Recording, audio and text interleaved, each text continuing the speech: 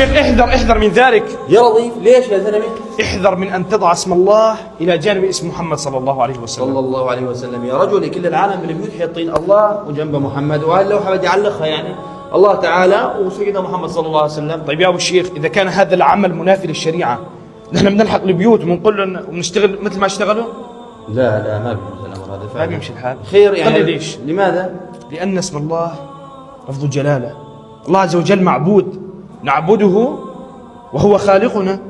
أما النبي صلى الله عليه وسلم فهو قائدنا وسيدنا وحبيبنا وعظيمنا، ولكن هو عابد لله عز وجل، أليس كذلك؟ مظبوط والله بتحكي صح. أنت بتعرف أنه وقت ما نقول بالتشهد أشهد أن لا إله إلا الله وأشهد أن محمدا عبده ورسوله، لكي لا يظن بعض الجهال أن مقام الله عز وجل يساوي مقام الرسول.